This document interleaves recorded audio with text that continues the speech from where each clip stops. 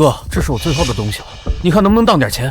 我看看，那是什么破玩意儿啊？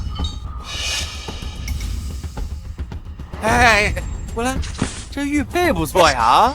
啊，那给我！我求你了，这个真不行，我求你了！去你的！我告诉你啊，陆晨，今天不给钱，我明天还来。没钱，我把你店给你砸了。走！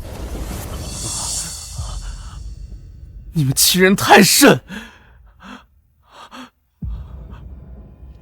爸妈，清远哥，可能真的要完了。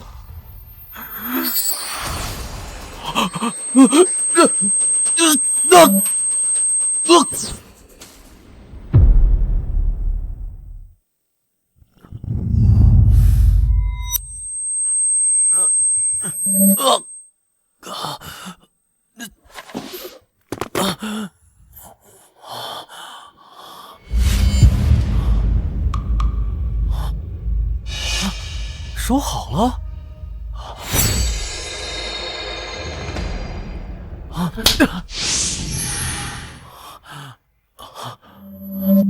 现代仿品价值约200元，做旧工艺品价值约80元。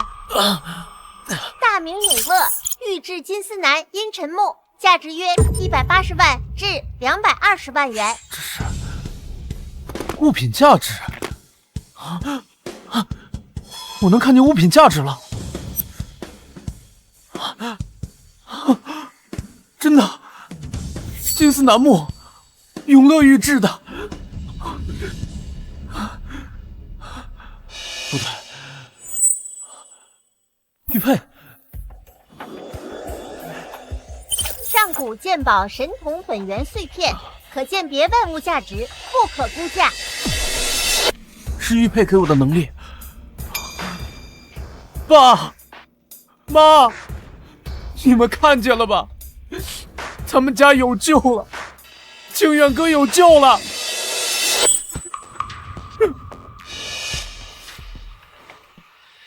老爸，柳成人，你们碎我传家宝，夺我所爱，这仇我记下，一定让你们100倍偿还。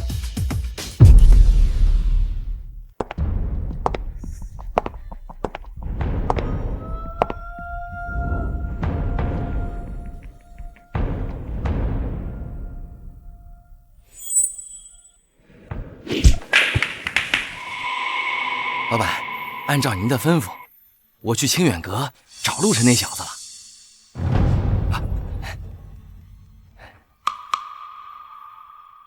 他乖乖把店交给你了。那小子穷横穷横的，我就使了点小手段，那谁曾想他敢跟我动手啊？然后就自己没站稳，摔门上了，还进了红。刀疤，我不管你用什么方法，软的、硬的、明的、暗的，我只要结果。清远阁那块地我必须拿下，陆晨那块玉佩我也要。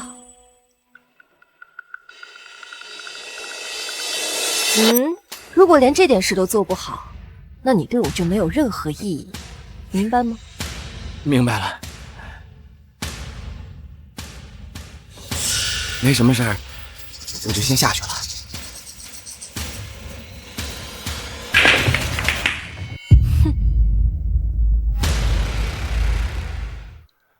哎，不能再降价了啊！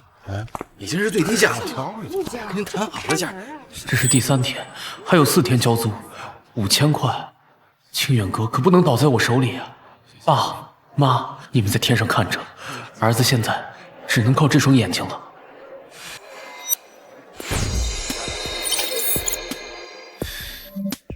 哎，过来看看啊！这是做旧仿品，价值约150元。这个是祖传的彩釉，颜色都是极好的。咱一会儿叫，好吧？哎呀，我再看看吧，我再看看。还可以。小伙子，看看吧，啊！民国37年石印本，价值180到220元。来，过来看看，过来看看，老物件都是老物件啊！嘿呦，小伙子喜欢什么？随便看。哎，看看看，这个怎么卖啊？好眼力，明代青田石300。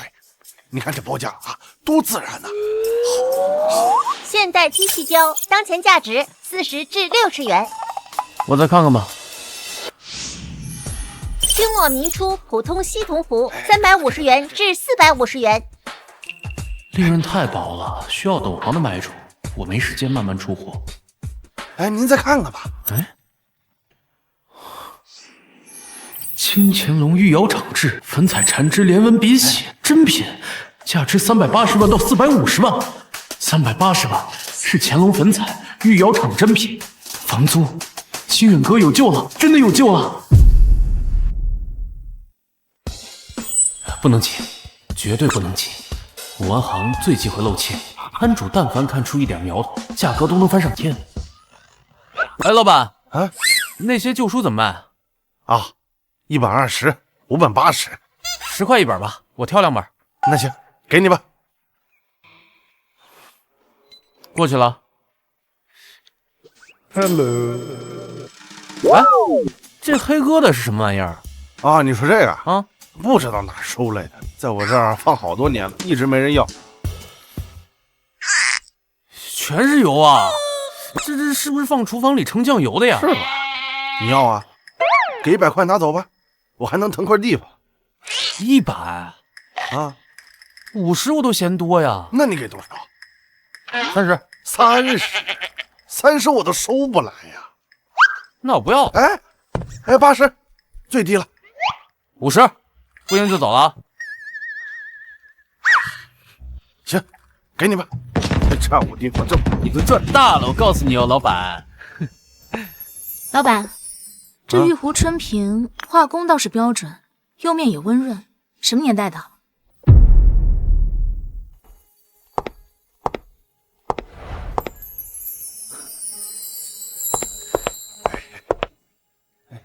老板，这玉壶春瓶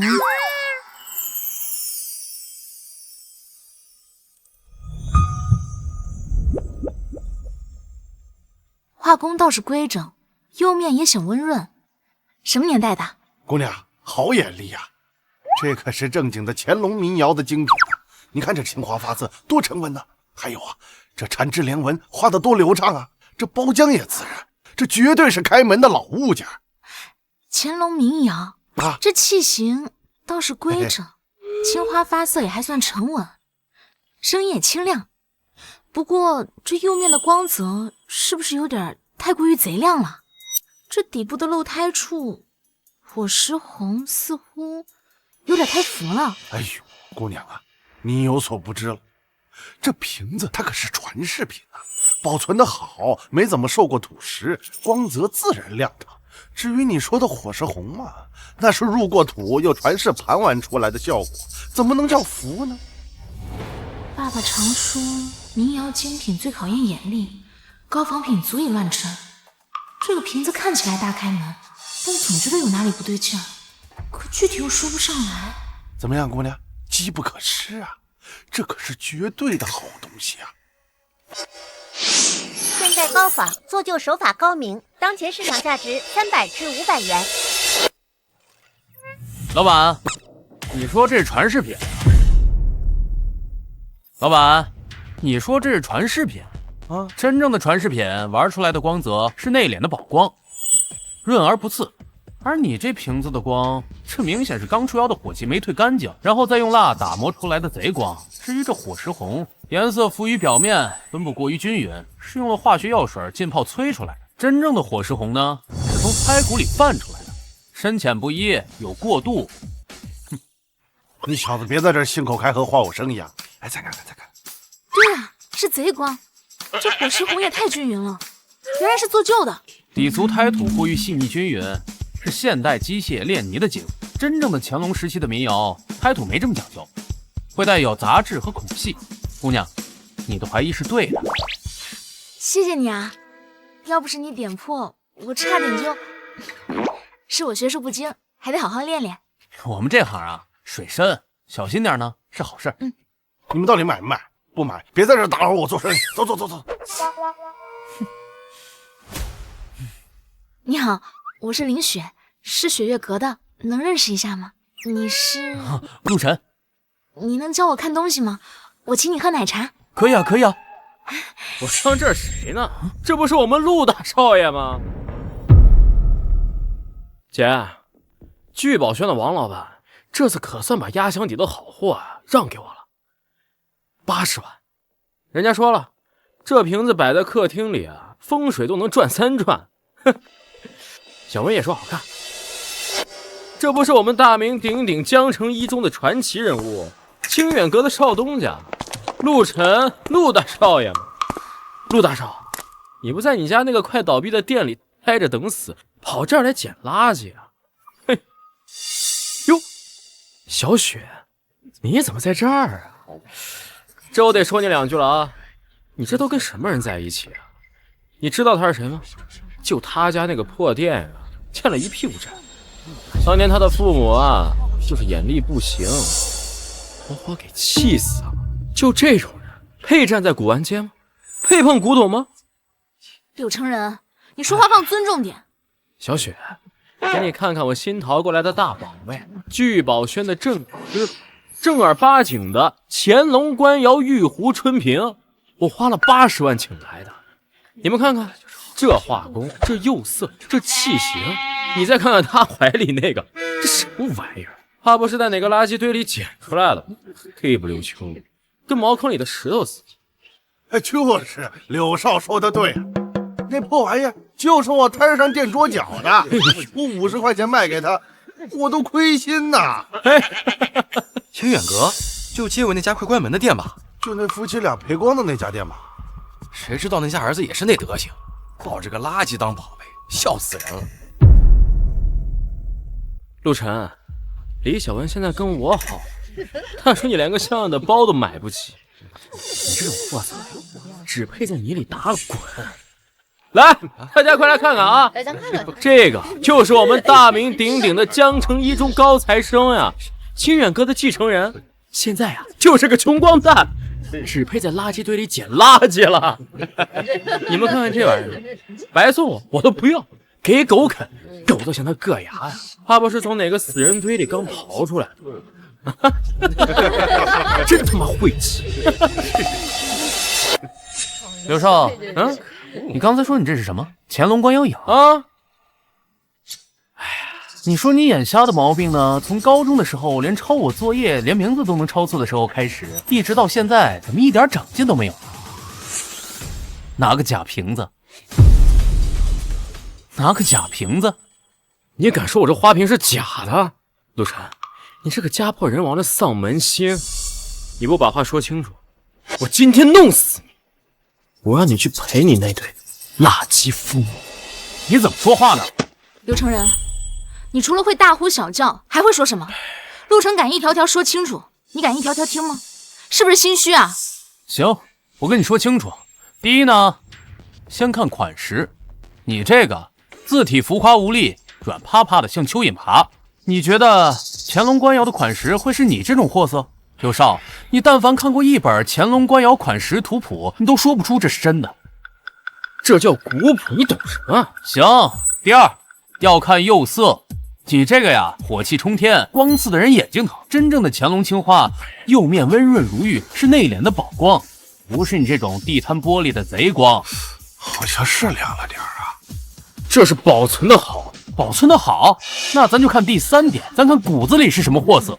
真正的古瓷呢，历经岁月，胎骨温润，而你这个瓶子呢，胎质粗糙疏松，用的是现代机械压胚，这里面满是气泡和杂质。最可笑的就是你这个，老板，借你强光手电一用。大家请看，这是化学药水浸泡做旧，再用喷枪模仿岁月磨损的痕迹，手法低劣，连高仿都算不上。现在景德镇批量生产的低端产品，成本最多800，而且包邮。8折买10万叫这次亏到姥姥家。笑死人了！刘成人，听见了吗？800块，你还跟个宝似的在手里捧着，就你这眼力，还好意思说人家是下等？我看你才是最大的笑话。让一让，让老夫来看一看。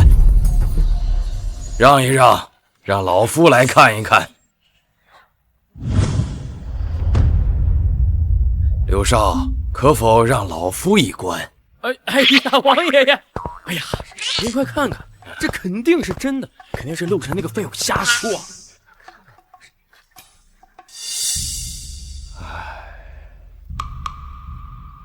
刘少，这釉面手感确实不错。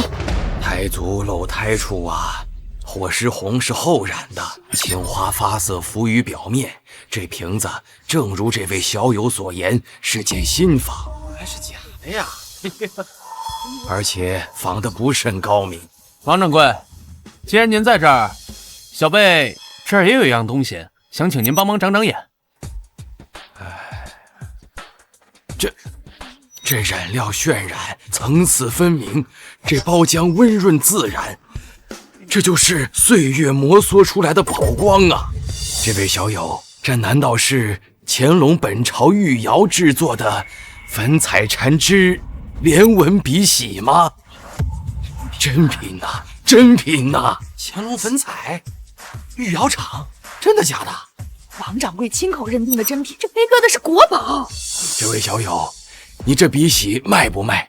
不卖，老夫愿出300万，现款马上转账。你早就看出来了？从你花50块钱买它的时候，你就知道了。柳成人，你现在还有什么话说？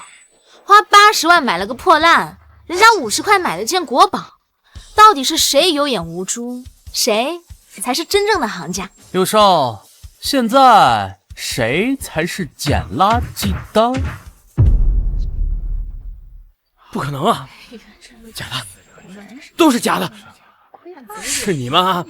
是你们骗我！我这是真的，是真的！刘公子，刘少，你怎么了？快叫救护车！叫救护车呀！叫啊！活该，这就叫恶人有恶报。陆晨，你走吧，真是晦气。他不会死了吧？那我们一会儿喝什么奶茶？哎呀，爸妈，看见没有？咱家有救喽！陆晨，欠我的钱什么时候还啊？啊！我告诉你啊，今天你不还我钱，我把你这个店给你砸了！刀疤哥，钱过几天就有了。你等我把东西出手了，我就第一时间给您还上，连本带利。你能有什么好东西啊？我看陆老板，你是敬酒不吃吃罚酒啊！给我砸！我没说不还你们钱的。你们干什么？小姨，就是这儿。你们干什么？不是，你是谁呀？敢在我林月如的面前撒野，滚！你给我等着！小姨，这就是超级厉害的陆晨。陆晨，这是我小姨林月如。你好。你就是陆晨啊？让我外甥女念叨了一路的大师。没有，大师谈不上，还是感谢阿姨出手相助，谢谢阿姨。小姨，就是那个笔洗，乾隆官窑的，值几百万呢。几百万？就这？小子，古玩行的水深着呢，运气好一次不算什么。你别是用了什么见不得光的手段，或者这根本就是个套，想骗我们小雪这种不懂行的。小姨，你怎么能这么说呢？陆晨他不是那样的人。没事，林小姐谨慎点能理解，但是东西就在这儿，是真是假自有公论。清远阁虽然小，但是做的从来都是光明正大的事儿。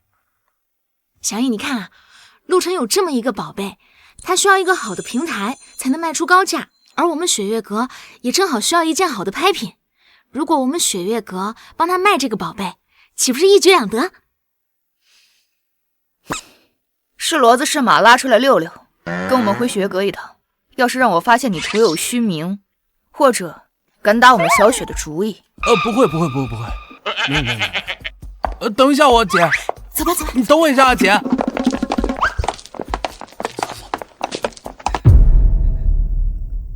老板，陆晨那小子他攀上高枝了，过程我都已经知道了，你不仅没有逼走陆晨，还让雪月阁那个林月如当场把你给揍了。刀疤，你真是越来越有长进了。老板，你再给我一次机会啊！我带人把他雪月阁给他砸了。蠢货！然后让执法者顺藤摸瓜找到我这儿。现在雪月阁已经明目张胆的插手了，你还以为小打小闹呢？打狗还要看主人，你陆晨竟然敢当众打我的人，简直不把我云烟斋放在眼里。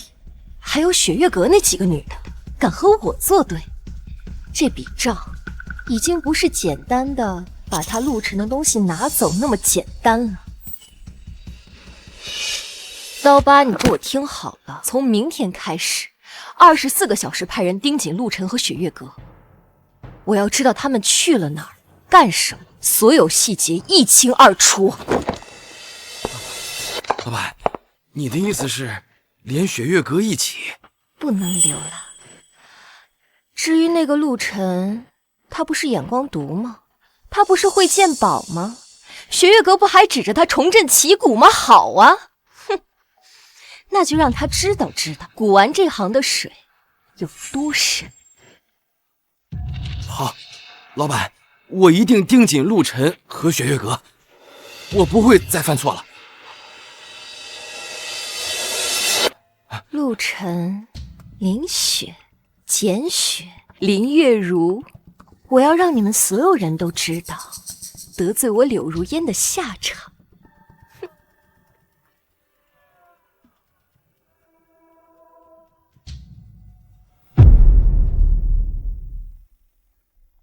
来这边，陆晨，你看，这就是我们雪月阁的鉴定室。我告诉你啊，我们雪月阁是整个江城最老牌的拍卖行，从我爷爷那辈就创立了，到现在已经快100多年的历史了。确实有100年底蕴。陆晨，你坐。哦，好。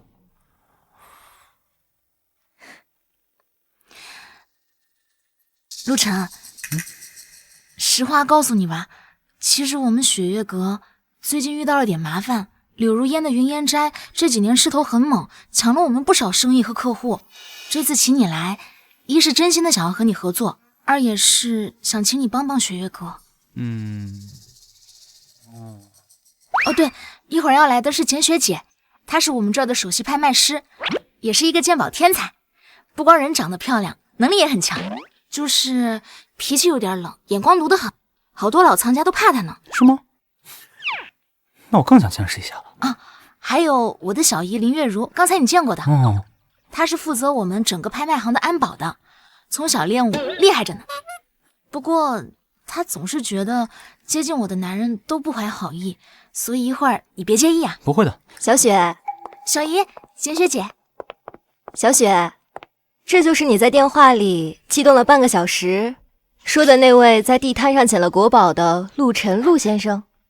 哎，你好。小雪，我跟你说过多少次了，古玩行里骗子最多，尤其是那些看起来人畜无害的。某些人仗着自己有张小白脸，编个故事就想骗财骗色，这种套路我见多了。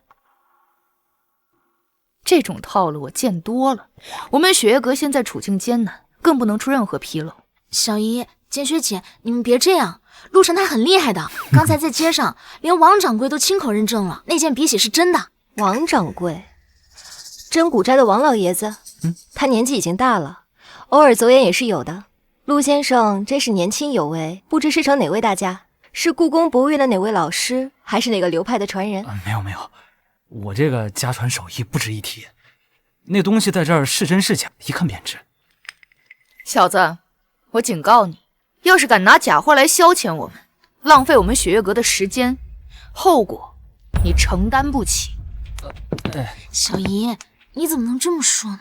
小雪，玉如姐的话虽然直白，但并不是没有道理。古玩这一行，信誉就是生命，我们雪月阁现在更不能有任何闪失。这是还是乾隆时期的，这器型倒是规整，产枝连纹画的也还算流畅，这釉色肥润莹亮，有胶质感，是典型的乾隆时期特征。这画工连瓣的晕染层次分明，过度自然，绝不是普通仿品能达到的。这胎质细腻洁白，这橘皮纹自然均匀。怎么了，简雪？你再好好看看，就算这做旧水平膏，肯定有破绽。林小姐，你指那个应该是人为附着物做旧，那种通常用胶水混合泥土凝制而成，油盐熏制，附着生硬，分布不自然。这鼻息角落的包浆温润厚重，这是由内而外泛出的宝光，与污垢融汇自然。这是岁月沉淀的痕迹，绝非短时间能做出来的。还有这酥麻离清的晕散感，清料深入胎骨，铁锈般分布自然。这确实是清代早中期特点。就算这些特征都对，也只能说明仿造者水平高。现在这膏仿技术日新月异，高水平仿造成本极高，谁会耗费如此巨资去打造一个相对冷门的鼻息，然后扔地摊上卖100，换你干嘛？逻辑上都说不通啊。逻辑上都说不通。陆先生见识不凡，这件缠枝连纹鼻息，从釉、彩、胎、工、形、旧气等方面初步判断是对的。耶，我就说吧，简雪姐都说是真的。但是为了对客户100%负责，我们要进行更严格的科学检测。对，科学检测最准。就算鼻息是真的，也只能说明你是运气好，碰巧蒙对了。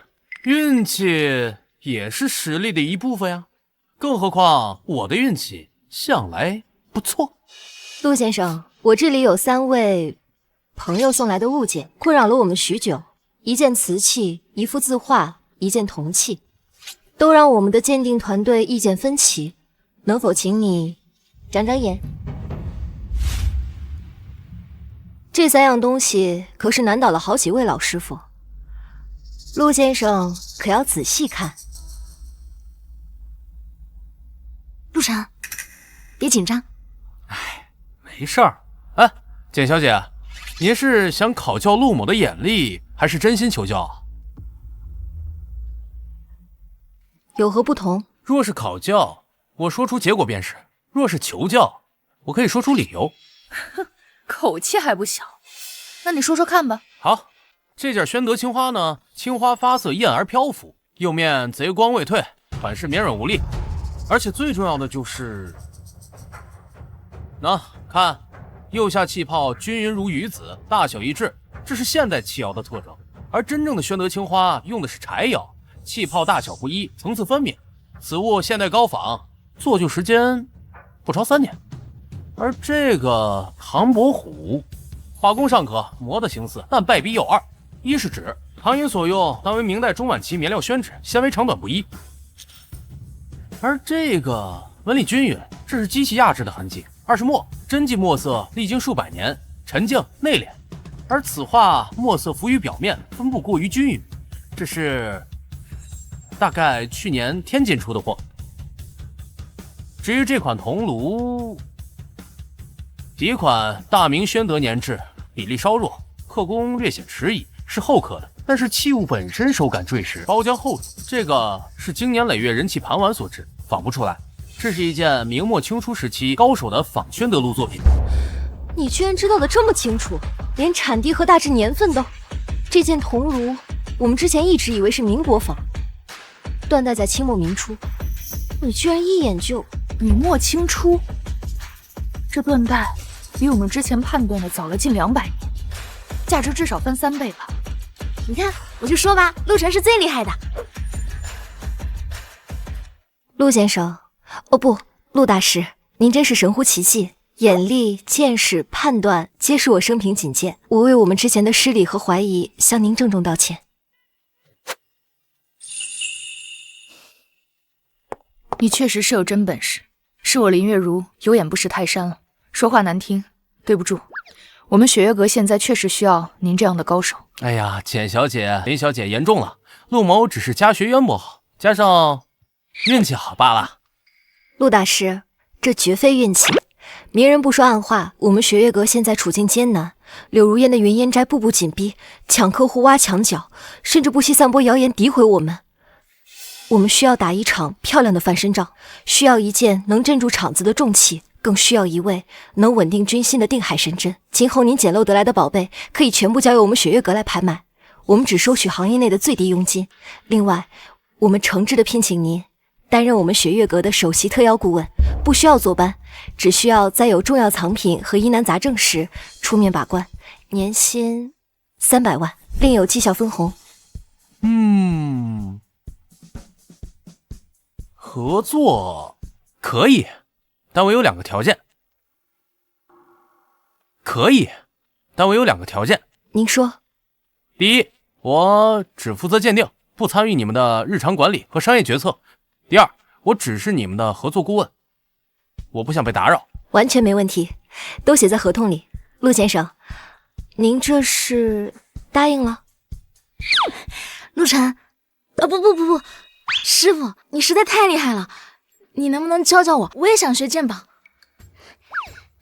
我们一起把雪月阁重新做起来，把元斋比下去。小雪，别胡闹，鉴宝需要天分和累积，岂是儿戏？不过陆先生，小雪虽然莽撞，但说的是实话，我们雪月阁现在确实需要你。哎呀，可以，拜师就不必了，我们互相学习，共同进步。你要是感兴趣的话，可以偶尔和你讲一下入门的基础知识。真的吗？太好了，一言为定。一言为定。陆先生，您的那件笔洗保守估价在400万以上，它将是我们秋季大拍的重头戏。等拍卖流程走完，拍出之后，扣除押金，再支付剩余款项。我会先让财务支付给您100万预付款。好。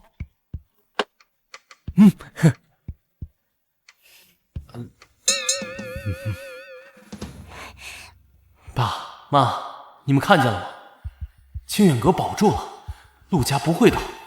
柳承仁、柳如烟，我们的账慢慢算。这孩子看着还挺好的。是啊。哟，陆老板，生意兴隆啊！哎呀，你现在可是雪月阁的大红人，柳老板让我们向您带好啊！柳如烟，他有什么指教啊？指教不敢当。柳老板知道陆老板现在是火眼金睛啊，特意派我送来一件重器，给您长长眼。哎，你可不能退缩啊，要不别人该说你是欺世盗名的骗子了，也给雪月阁丢人。果然来了，柳如烟这么快就坐不住了。这么贵重的元代青花国宝，柳老板不自己留着，反倒拿给我这小店来长眼。陆某年轻学浅，恐怕担不起。陆大师谦虚了，谁不知道您是火眼金睛啊？我这个瓶子，您就给长长眼。哎呀，我不……陆晨，你别给脸不要脸啊！今天这瓶子你是长也得长，不长也得长，要不我就让全古玩街的人都知道你那雪月阁狗屁不是，到时候我看你们怎么做生意。大八哥，那就献丑了。是元青花吗？看着像是。哇，元代青花，苏麻离清料，铁锈般深入胎骨，吸光内蕴。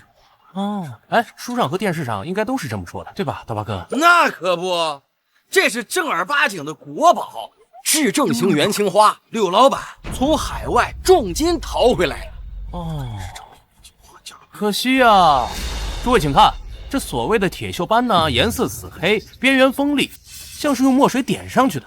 而真正的苏麻离青铁锈斑呢，是在烧制过程中自然析出凝聚而成，边缘呢有自然的晕散感，像水墨在宣纸上印感，深浅不一，生动自然。而这个呢，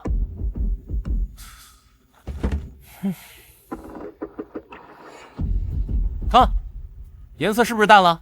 它掉色了，这是人为用高锰酸钾自然析出的，腐蚀釉面做出来的假锈，徒有其表，败絮其中。哎，你可别胡说啊，这是包浆。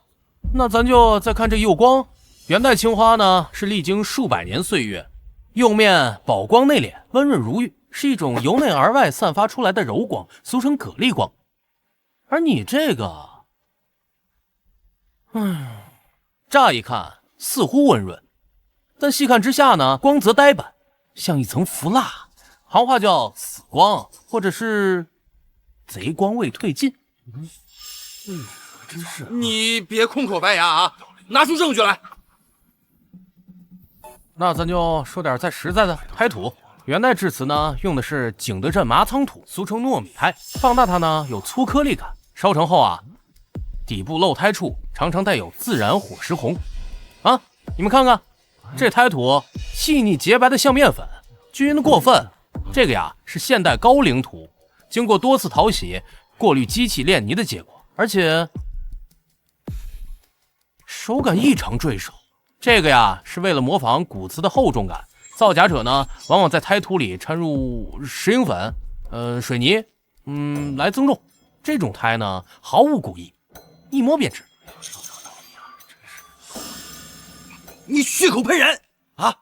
你有什么证据啊？就你们这种粗糙的手法、低劣的手段，还有你刀疤今天反常的捧场，应该是云烟斋的柳如烟派你来的吧？想用8000块买一个破烂，就想冒充国宝来砸我招牌，砸我们雪月阁。你们云烟斋呀，也就这种下三滥的本事了。你放屁！我告诉你啊，陆晨，你敢侮辱柳老板啊？断我财路！哼！好，我今天非扒了你的店不可！你又来你！我看谁敢动手！我看谁敢动手！怎么？云烟斋柳老板的手下只会用这种下三滥的手段了？踢馆不成就要动手砸店？古玩行的规矩都让你们就饭吃了。林月如，这是我跟陆晨的私人恩怨。私人恩怨？你带着假货来我们雪月阁合作顾问的店里闹事，还想打人砸店，这已经是寻衅滋事，违法乱纪。我们已经报警了。哎呀各位亲朋邻居啊，你们看到没有？他们云烟斋拿假货来找我长眼，就因为被我指出破绽了，他们就要砸我的店。你太过分了你这样以后谁还敢跟你们做生意啊？你这种行径是什么？这是恐吓，这是黑社会做派。今天他敢对我这样，明天就敢对你们在座的各位这样，这谁来报警呢？哎呀，说得好，云烟斋太黑，居然假货坑人，报警，法制社会把你抓起来。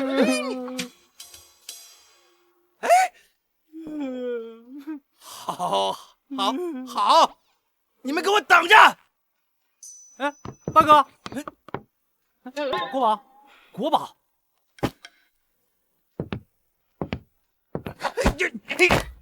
小心着点，别把你的国宝给摔坏了。大哥，告诉柳老板哈，下次用酸别太多啊，釉面都烧坏了。陆晨，你也太厉害了，你是怎么一眼就看出来的？还有，你怎么知道是柳如烟指使的？假的就是假的，破绽太多。至于柳如烟嘛，你说除了她，还有谁会这么着急，想把我刚立起来的名声给打下去啊？跳梁小丑，陆晨啊，你这次算是把云烟斋给得罪透了。柳如烟这个女人睚眦必报，你可得小心点了。债多了不愁，我也不怕她来找我，她来找我，我也不理她。如果她非要来欺负我，但她要是执意要碰一碰雪月阁，我保定。没错，让我们一起把云烟斋比下去，让雪月阁重回巅峰。耶，耶！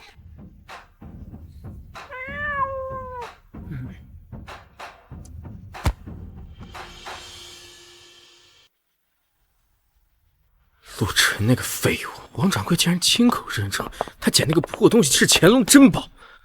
成人，别生气了，来，喝杯酒消消气，这可是你最喜欢的罗曼尼康帝。消气？我怎么消气？现在全京城人都知道，我柳成人花了80万买了一个假瓶子，而他陆晨花了50块钱捡了个国宝。他在古玩界还不给我紧面子，这都不算完，雪月阁那3个女人居然当场就把他给请走了。林雪那个小丫头片子竟然还挽着他的手，简雪那个女人竟然开出了1年300万的顾问费。300万，他陆晨凭什么？他不就是一个父母早亡、店铺早就要倒闭了的穷光蛋吗？他凭什么踩在我的头上？程然，你冷静点儿。陆晨，我跟他在一起3年，他什么德行我最清楚。他呀，就是个书呆子，成天除了啃他爸留下的那几本破书，没有什么本事的。早年间家里好的时候，看着还可以，现在就是个空架子。王掌柜亲口说了，乾隆粉彩几百万，就是瞎猫碰上死耗子了。古玩店每天人这么多，总有人走运捡漏的。他呀，就是运气好，蒙对了一次。你还真当他有什么大本领了？古玩店每天人这么多，总有人走运捡漏的。程然，你想啊，他要是真有那眼力，他家境能落魄成那样？他爸妈能收一批批假货，被活活气死，还有他之前能被刀疤那种混混逼得走投无路，不过就是运气好，加上他耍点小聪明，才糊弄了王掌柜那种老头子而已。雪月阁已经被你们云烟斋压得喘不过气了，正需要一个噱头来挽回名声。陆晨他就正好撞上了，他们就顺水推舟把他拉出来做个活招牌。说白了，他不过就是雪月阁的一个棋子，一个工具人而已。你还真把他当个人物了？哎，你别说啊，说的有点道理。本来就是嘛，你呀，才是真正的豪门少爷。他陆晨不过就是底层爬出来的小人物，你可是跟着赵一眼大师学本事的。像他那种小角色，就算一时得意，也改不了骨子里的穷酸和短视。既然他没什么真本事，全靠运气，那我更不能放过他了。他当街让我姐出丑，还当着那么多人的面前不给我面子，这笔账得好好算算。你打算怎么算呢？他不是眼睛毒吗？那我就带他去一个考眼力的地方，赌石场。我要在那里彻底把他踩在脚下。赌石？太好了，程人，到时我陪你一起去，我要亲眼看看陆晨是怎么跪在地上求饶的。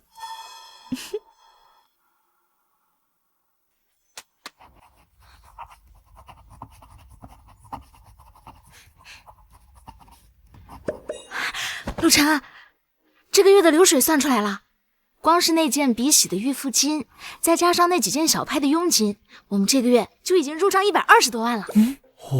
清远阁的房租不但够了，我们还可以把店面重新装修一下。哎呀，装修倒不着急，先把之前的欠款给还了吧。剩下的呢，我想买一些好东西来镇店。哟，收拾的挺像样的嘛。陆晨，你是不是他妈的现在很得意啊？真以为抱上了雪月阁这个大腿，就真的飞上枝头当凤凰了？柳承仁，你干什么？柳少，打碎物品呢，照价赔偿。你打碎的那个青花瓷瓶是清中时期民窑精品，估价33万8，给你抹个零，33万。33万？陆晨，你他妈想钱想疯了！就那堆垃圾，你还好意思管我要钱？店里的监控可都已经录下来了，你无故闯入，故意损坏财物，视频里可都记录得清清楚楚。你要么现在赔钱，要么我马上报警，告你寻衅滋事，故意毁坏财物。你柳大少要不要去拘留所待几天？钱？老子有的是钱，33万是吧？这是一张100万的支票。哎呀，不过这钱啊，可不是那么好拿的。你拿了这钱，要跟我去一个地方。什么地方？赌石场。赌石场？你不是鉴宝很厉害吗？在地摊上还能看出那叫什么乾隆官窑，就是不知道你这眼力啊，能不能看到石头壳下的东西？你敢不敢跟我去赌石场玩一票大的？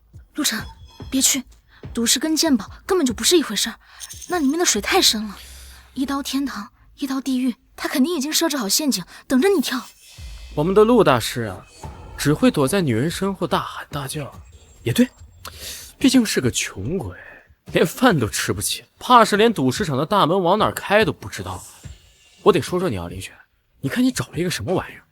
除了嘴皮子厉害，剩下的什么都不是。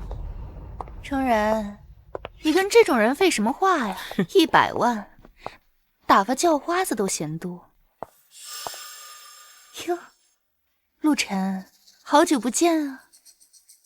你看看你现在还守着这破店，听说你跟雪月阁的人搭上了，说是做顾问哦。好听点呢是顾问，难听点呢，不就是给人家打工当鉴定师吗？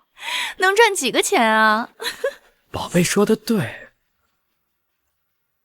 陆晨，哎，别怪我没给你机会啊，咱们就玩点简单的，咱们每个人各选3块原石，当场切开，谁的价值高谁就赢。赌约都写好了，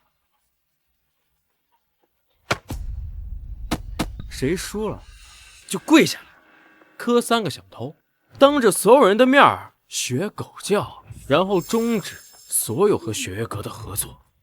你休想！陆晨，你别答应他，这就是赤裸裸的陷阱。林小姐，你紧张什么？难道是怕你的陆大师露馅被人发现？其实没什么真本事，全靠运气和一张嘴。毕竟赌石嘛，做不了假的。石头里有什么东西啊？可不是靠一张嘴皮子能编出来的。陆晨，你要是怕，现在也行，跪下，给我和我宝贝道个歉，然后说：“哎，柳少，哎，对不起，我不该得罪你。哎，100万还是你的啊，咱们今天这事儿就过去了，怎么样？”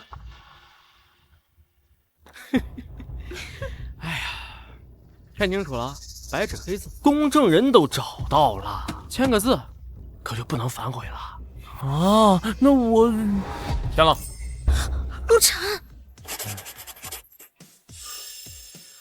不过赌约要加一条，加一条，谁输了，谁就永远退出江城古玩圈，白纸黑字，公正有效。而且赢家所在之地，输家必须退避3舍，输家不得参与玉石、古玩等相关的生意和活动。怎么回事？哎呀，柳少，害怕了，对自己没信心是吧？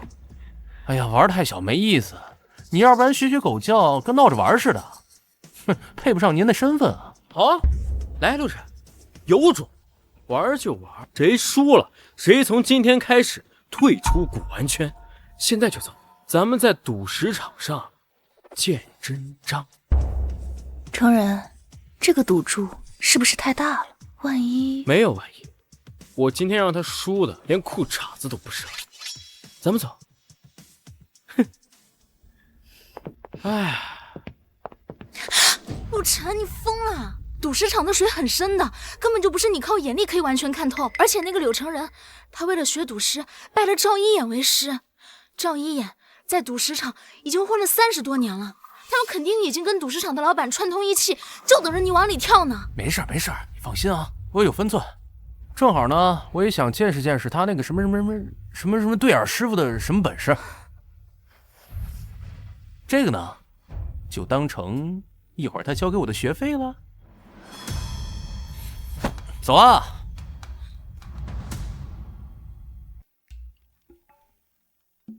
那我拿走了。好，拿走。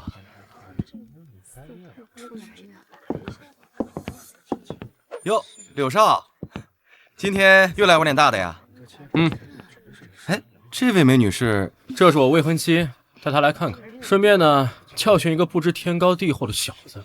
你说的是那个在古玩街让你姐姐下不来台的年轻人？师傅，就是他，叫陆晨。真有个赌石场啊！这咋看起来破破烂烂的，比我还穷呢？年轻人，古玩和赌石是2码事。古玩看的是历史，工艺传承，赌石看的是运气和经验、胆量，还有人脉。这里的水远比你想象的要深，现在认个错，离开还来得及。对呀，刘少、赵老，大家都是朋友，何必伤了和气呢？这样，我做东，大家喝喝茶，聊一聊。不要，赌约已定，还是按照规矩来吧。怎么个赌法来着，刘少？简单，这里的原石，每个人选3块，不管大小，不管价格，现场切开，谁开出的翡翠价值高，谁就赢了。输的人跪下来，然后学3声狗叫，永远退出古玩圈。程人，你跟他说那么多干嘛呀？赶紧开始吧，待会儿我还要去挑结婚戒指呢。陆晨，别说我欺负你啊，这里的原石随便挑，哎，价格我出。今天呢，我就让你好好见识见识，什么叫做人外有人，天外有天。你俩咋这么磨叽呢？快开始吧。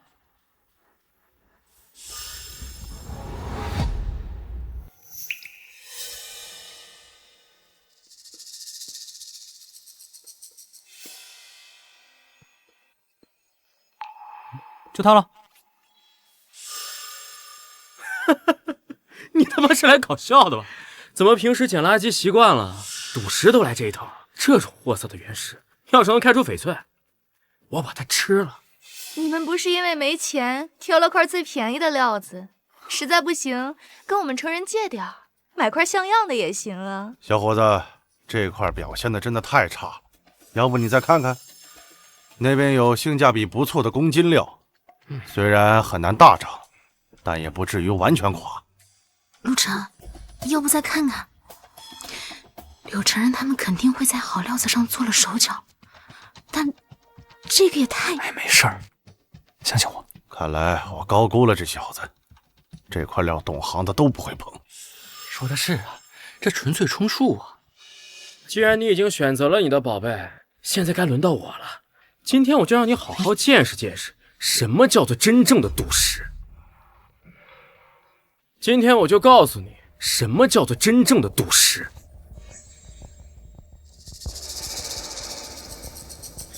那块，还有那块，忘了，还有这块。柳少好眼力啊！这3块石头加一起，总值630万。看见了吧，陆晨，这才叫做赌石。赌石玩的是眼力，是魄力，是实力。不是你在垃圾堆里捡破烂的运气。哼！今天呢，我就让你输得心服口服。陆晨，他们选中的石头看起来好贵，表现也不错。我们没事儿，放心，看着就好。老板，准备解石吧。刘少，您看先开哪一块？师傅，开莫西沙6。先开这个。好嘞。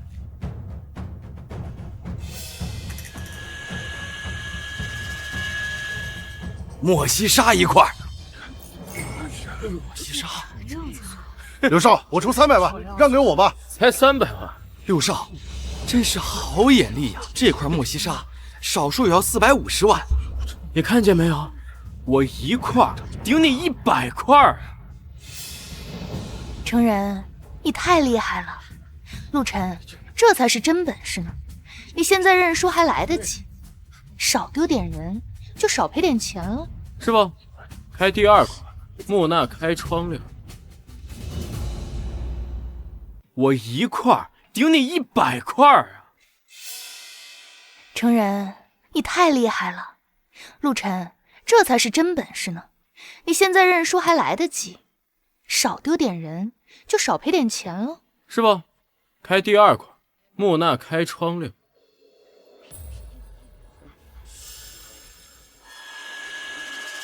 墨玉翡翠1块。哎我天哪，2连涨，总价值超1000万，就你那些破东西，能比得上我？我觉得吧，你还是现在道歉，跪下来叫我一声爷爷，我或许还可以考虑让你少学2声狗叫啊！陆晨，认命吧，你们别欺人太甚。哎，欺人太甚，我这是教他做人。哎呀，开第3块，让他输的心服口服。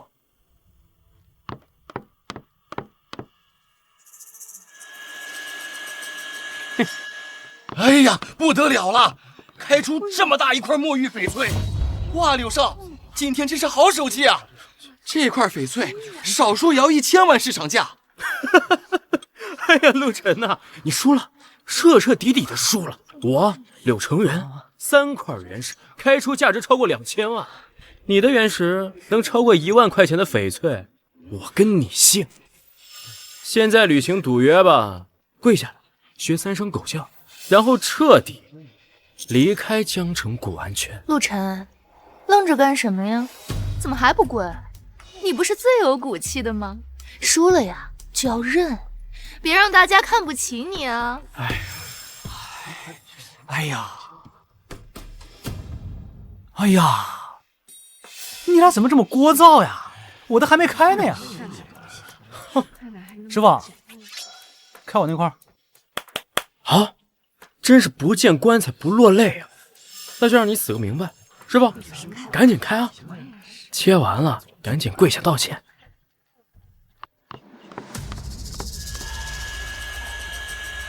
第一刀白肉没化开，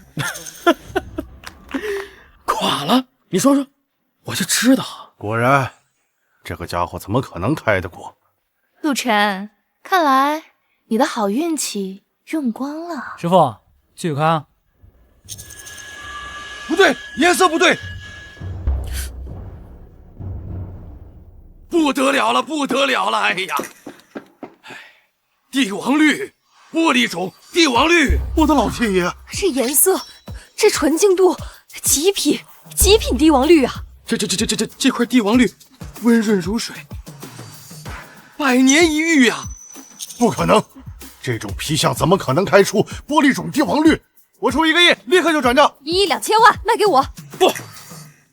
不可能，肯定是你作弊了！哎呀，柳少，咱俩还有赌约呢。成然，哎，怎么了？成然，哎呦，陆晨，你看把成然气成什么样了？他要是有个好歹，我跟你没完！哎，别呀，赌约别忘了哈，还有学狗叫，记得刷牙了哈。陆晨，你真是太厉害了！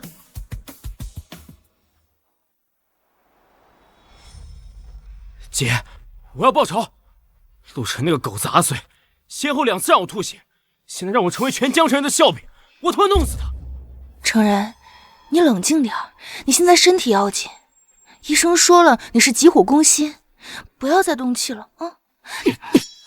给我闭嘴！要不是你之前跟他在一起的3年，我至于现在看到他就这么恶心吗？我现在一见他就想到你曾经是他的女儿，恶心！成然，你不能这么说呀，我现在心里只有你啊！够了，成然，你让姐姐很失望，输了1次2次，怎么就躺在病床上无能狂怒了？姐，陆晨的事儿我已经安排好了。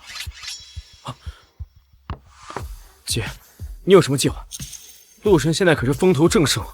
风头正盛，那就让他摔得更惨。他不是会鉴宝吗？我就让他们一起付出代价。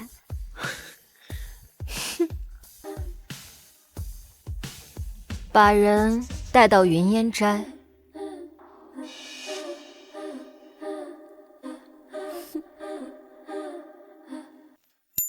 你们是没看见柳成人的脸啊，从红到白，从白到青，最后他一口血喷了出来。我的天，实在是太解气了，把人气到吐血，这小子下手挺黑啊。不过对付柳成人这种货色倒是刚刚好。小姨，重点是过程。陆晨他实在是太厉害了，所有人都笑他挑了一块没人要的破石头，连解石师傅都劝他换一个。可是他呢，他就那么气定神闲的往那儿一站，仿佛一切都在他的掌握之中。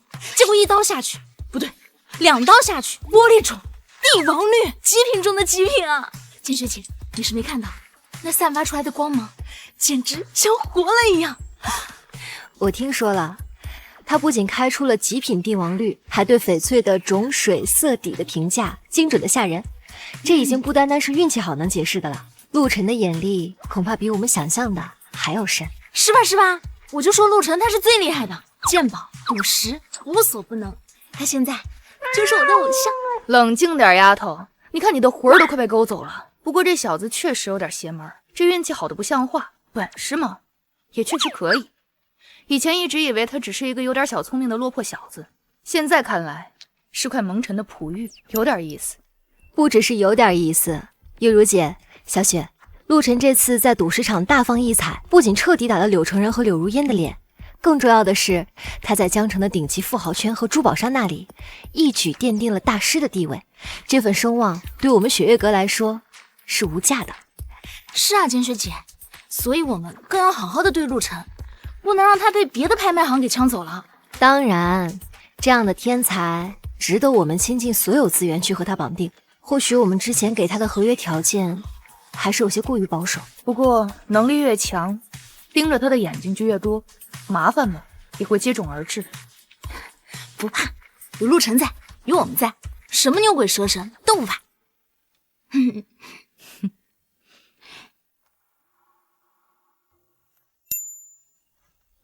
哎，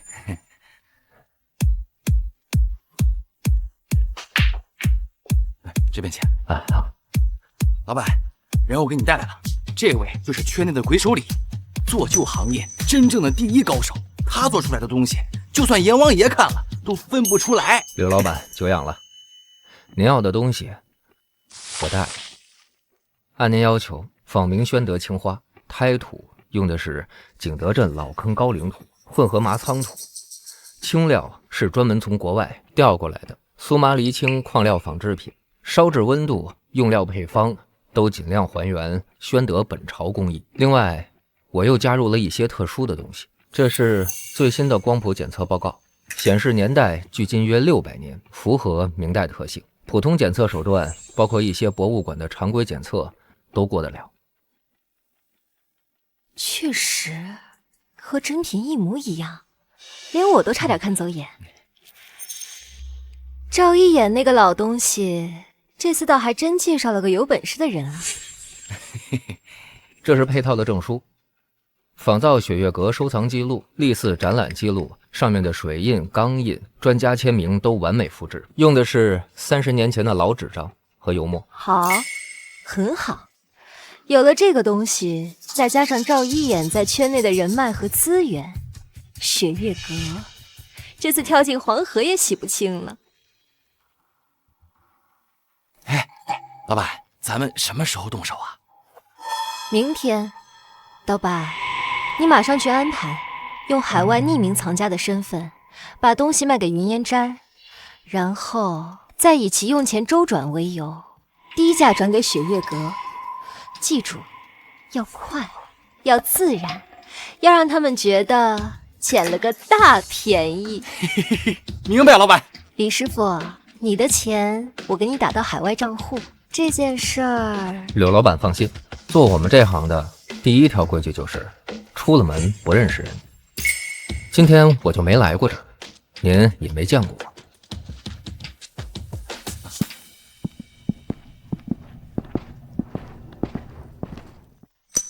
陆晨凌雪，简雪林月如，我要让你们所有人知道得罪我柳如烟的下场。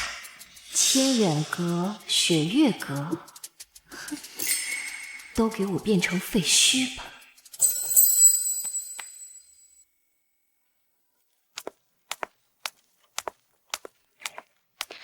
老陈，哎，林小姐，这是今天刚送过来的，云烟斋那边转过来的，说一个老客户急着用钱，抵押在那儿的。现在老客户那边等钱救命，云烟斋就吃不下，就放到我们这里了。明青花还是梅瓶，器形规整，青花发色沉稳，铁锈斑自然，橘皮纹明显，釉面温润，底款也对。这边是证书，证书齐全，还有这个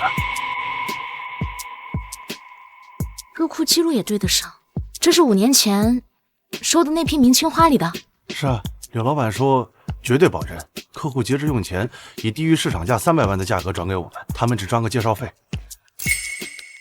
这东西看起来确实没问题，证书也对，价格也合适，收下吧。入库，登记在册。哎，好嘞。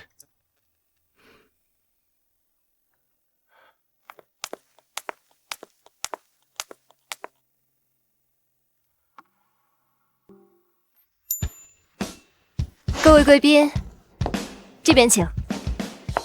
接下来是我们本次拍卖的重头戏，第38号拍品，明宣德青花缠枝连纹梅瓶。此瓶传承有序，证书齐全，经多位专家鉴定为宣德本朝官窑精品，起拍价200万。请出价。250万。250万。300万。300万。你看，大家都认可。500万。500万。您二位还要加价吗？先生，500万，恭喜您。谢谢你。成功了，小叶，我就说是真的吧。那个人好像不是圈内的老藏家。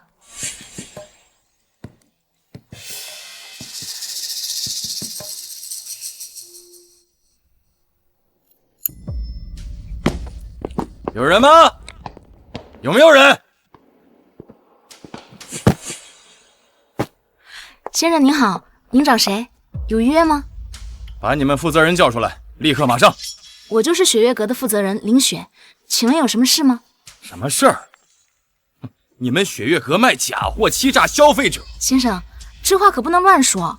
这件梅瓶我们是经过严格鉴定的，证书都齐全。鉴定？林小姐，我们是国家文物鉴定中心的，这是我们的证件。我们受这位先生委托，对这件明宣德青花梅瓶进行了碳14检测。检测报告显示，这件瓷器烧制的年代不可能超过10年，而且证书也是伪造的，这根本就是一场精心策划的骗局。不可能，这个我亲自看过的，怎么会这样？我花了500万买了个假货，你们雪月阁也是100年老店，就这么欺诈消费者是吗？今天必须给我一个交代。这位先生，我们雪月阁会对此事展开彻底调查。哼，调查？证据确凿，还需要调查吗？我告诉你们，我已经向消费者协会还有文物局实名举报，雪月阁关店。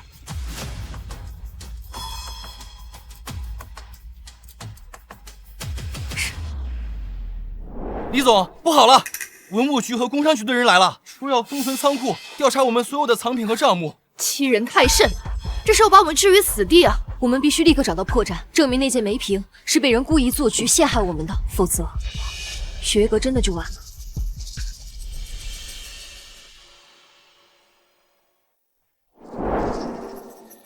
各位媒体朋友，各位同行，今天我以古玩协会副会长的身份，怀着无比沉痛的心情坐在这儿。我们必须要向大家揭露一个令人发指的事实，一个严重玷污我们这个行业100年声誉的丑恶行径。经过我们协会初步调查以及权威机构的检测确认，已经可以确定，雪月阁拍卖行在上周的拍卖会中，以500万元的天价公然拍卖了一件现代高仿明代青花梅瓶，这是赤裸裸的欺骗，这是对那些所有信任他们的消费者和藏家严重背叛。刘会长，您说雪月阁作假，有什么证据？证据？这是那件明代青花梅瓶，这是国家文物鉴定中心出具的碳14检测报告 X 荧光光谱报告。报告中明确显示，这件瓷器的烧制时间不超过10年，是彻头彻尾的欺骗。雪月阁方面对此有何解释？解释？他们能有什么解释？证据是伪造的，东西是假的，铁证如山。我们古玩行业赖以生存的就是信誉2字。雪月阁这种行为，就是在掘咱们整个行业的根呢。我作为协会副会长，绝不姑息，必须严肃处理，以儆效尤。必须得严肃处理，是应该是好好严重处理。我也很痛心，雪月阁是100年老店，当年林老爷子也是德高望重的前辈，没想到传到第3代，发生这样的事，真是让我们所有同行蒙羞。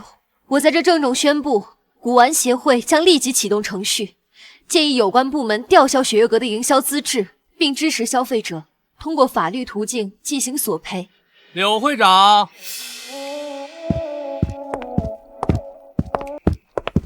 柳会长，哟，陆晨先生，你是来自首的吗？哎，柳会长，你那件瓷器能不能给我看看？怎么，你还想当众销毁证据？这不是你的清远阁，由不得你胡来。不是，你误会了。我呢，就是想给大家看一个有意思的东西。柳会长，当着这么多媒体和同行的面，你还不敢让我看一眼你手里所谓的铁证？好，就让你看，看你耍什么花样。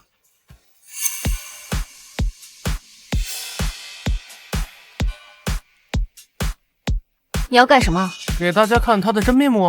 陆晨，你这是在销毁！这个是一种特制的溶剂，是溶解近10年内出现的特殊高分子材料，对真正的古瓷釉面毫无影响。好，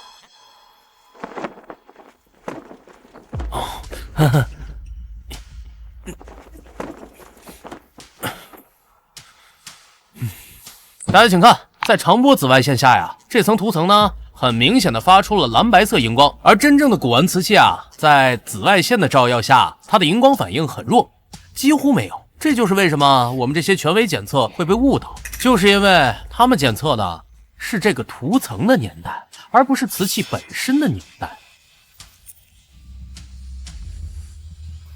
荒谬！这只能说明这个瓷器是被后期处理过的，怎么能说明不是雪月阁自己动的手脚呢？哦，那这个会长怎么解释？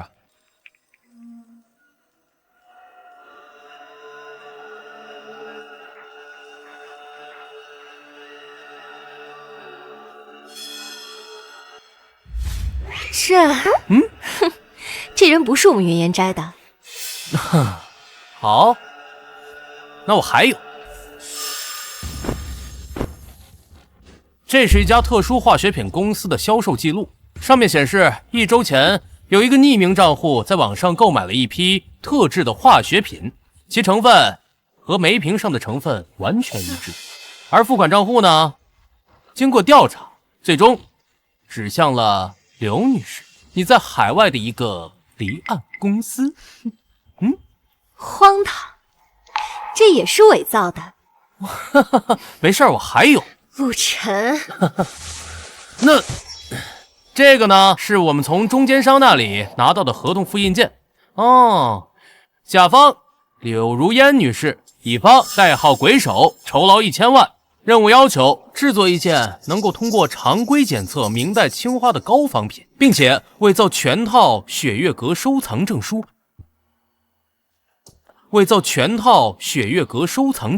同时用特殊涂层处理一件真品明代青花，使其在特定检测下能够呈现现代特征。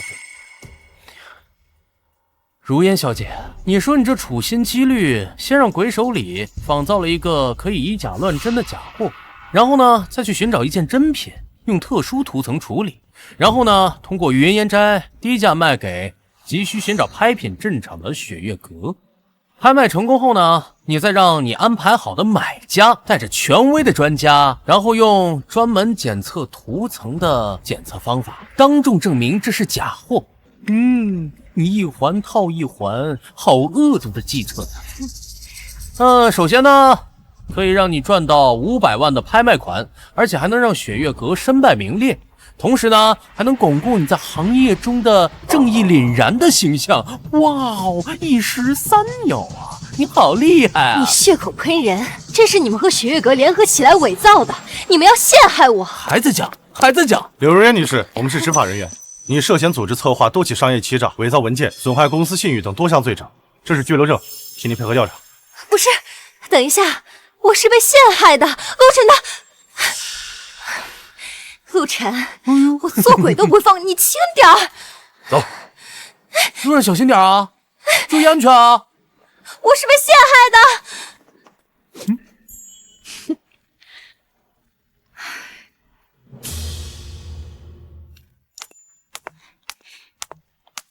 陆晨，今天要不是你，雪月阁就完了。那些证据、这段监控，你是怎么拿到的？我都不知道仓库外面还有隐藏摄像头。哎呀，自从上次刀疤来闹过之后，我就建议月如姐加装几个，有备无患嘛。不只是摄像头，还有那个化学品公司的记录，还有那个鬼手的合同，你一定费了很大的功夫。我都不知道该怎么感谢你。哎呀，没事儿，举手之劳嘛。你们雪月阁好了，我们清远阁才能好。我们是盟友 ，We are family。不只是盟友，陆晨，从我第一次在古玩街上遇到你，你抱着那个脏兮兮的鼻息，我就觉得你很特别。还有你和柳承仁对峙的时候，你的眼睛里好像有光。后来在赌石场，所有人都笑你，可你就是那么的镇定自若。今天也是，所有人都觉得我们完了，可是你一站出来，我就觉得天塌不下来。陆晨，我发现我越来越在意你了。每次见到你的时候，我的心都会莫名其妙的加快。你不在的时候，我就忍不住在想你在做什么。今天在发布会，你一走出来，我差点都哭出来。那个林雪，你让我说完，我知道自己在说什么。陆晨，小雪，小雪，你让我说完，我知道自己在说什么。陆晨，小雪，太晚了，我送你回去休息。小姨，你先回去，我还有话要跟陆晨说。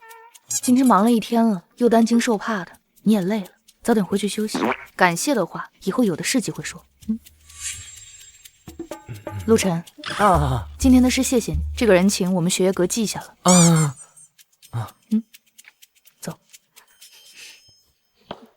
走。陆先生今天在发布会的表现，真是令人印象深刻。简小姐过奖了，我是对手的破绽太多了。过分的谦虚就是骄傲，那些破绽换做旁人，就算摆在眼前也未必看得穿。观察力、判断力，还有在关键时刻拿出决定性证据的魄力，不是人人都有的。我一直都很欣赏有才华的人，尤其是像陆先生这样深藏不露，却总能在关键时刻力挽狂澜的。今天时间仓促，有很多细节还没来得及向您请教，不知道陆先生明天下午是否有空？我想私下多向您请教学习。我知道一家很安静的咖啡馆，很适合深入进。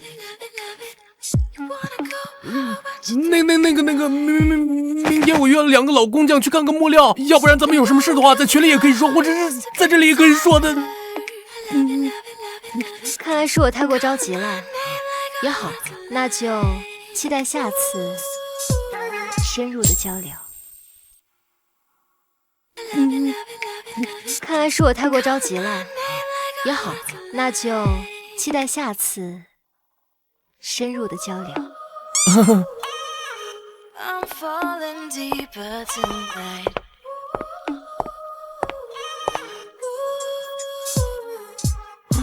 哎呦，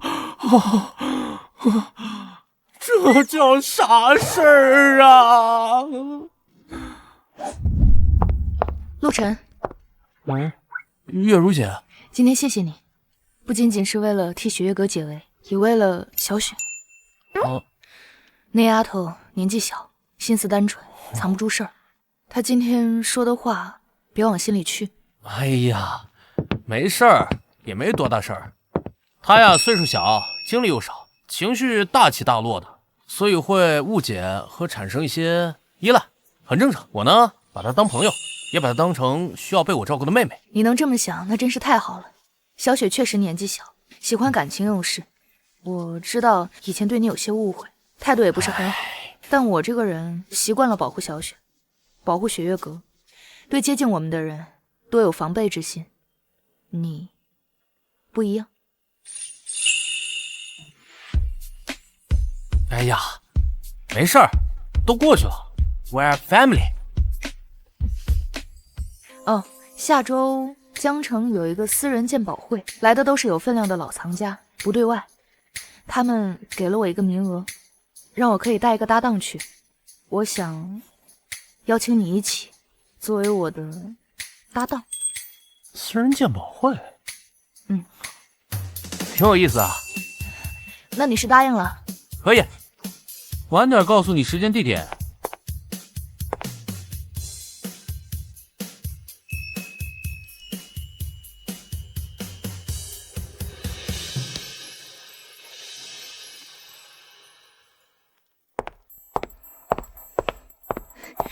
陆晨，你快帮我看看，这几笔账我怎么都对不上，是不是系统出问题了？你这个是出库和入库记反了，然后佣金小数点好像错了。哇，你好厉害啊！一眼就发现了，我看半天都没有发现。作为感谢，我请你吃午饭吧。我知道新开了一家日料，超级好吃。走。吃饭。走。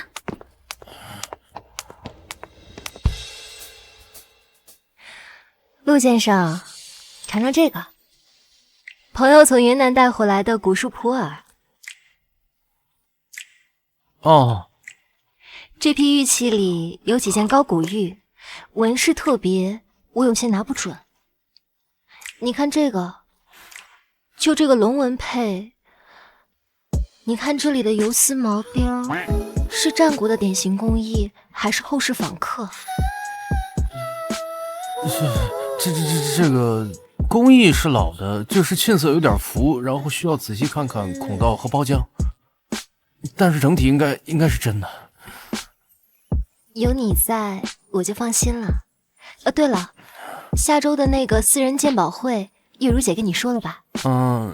我也有收到邀请函，我们可以一起去。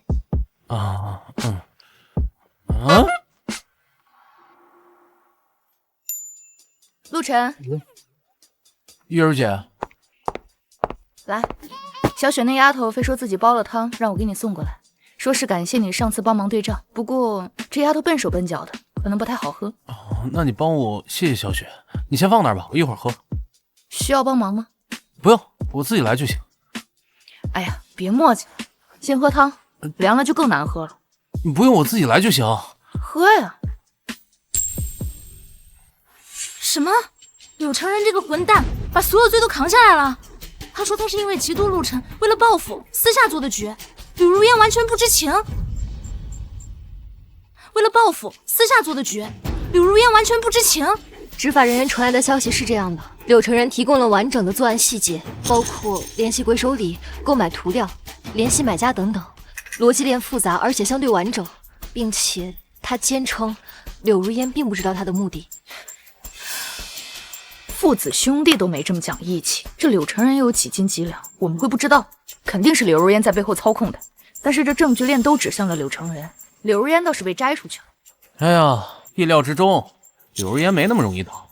柳成人顶罪是为了保全玉烟斋和柳家的产业，这是最符合他们利益的选择了。不过经此一事，我估计短期内他们也不会明目张胆做什么。可是好气啊，就让这个坏女人这么逍遥法外了。她逍遥不了太久的，作恶的人一定会露出破绽的。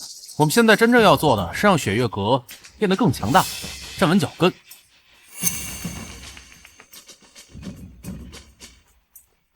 李总，有一位叫李小文的小姐说想见陆晨陆先生。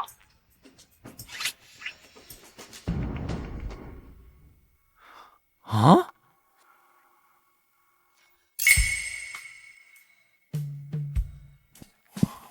你来干嘛？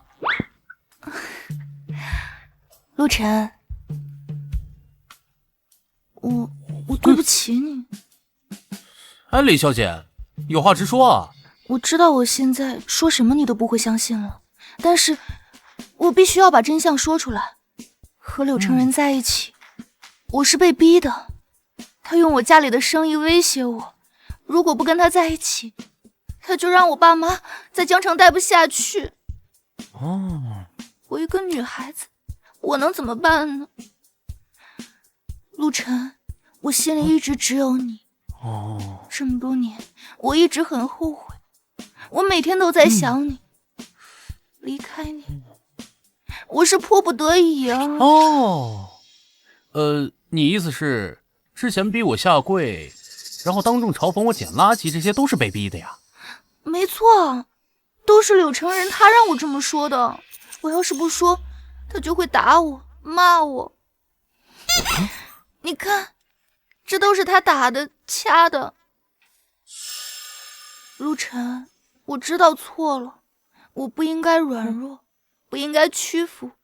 柳成人他现在进去了，柳若烟也自身难保了，我自由了。yes。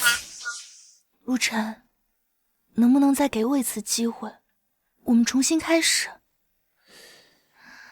我知道你现在很厉害了，又跟雪月阁的关系不错。如果我来帮你，我们一起联手，一定能，一定能。哎呀，李小丸儿，你手臂上的痕迹啊，颜色深浅不一，方向凌乱，这个是不是更像是不小心划伤，或者是故意弄出来的吧？至于被逼啊，你说之前那会儿，我看他送你首饰、名牌包的时候，你在发朋友圈的时候，没看你不情愿呀。你在赌石场看见他连续赌涨的时候，你眼里的兴奋和贪婪也不像是装出来的呀。陆晨，你怎么能那样想我呢？我是真的爱你的呀。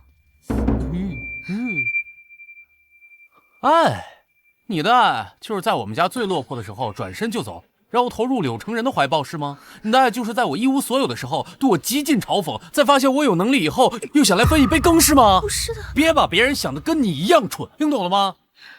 告诉你啊，咱们早结束了，以前是，现在是，以后更是，给你留点体面，自己滚，别让我叫保安。还有，以后不要出现在我面前，你的戏啊，太假，你知道吧？陆晨，你别以为你搭上雪月阁你就了不起了，你给我等着！哼！哎，报个班啊！表演班也不贵，练练演技这方面以后都有用的呀！啊！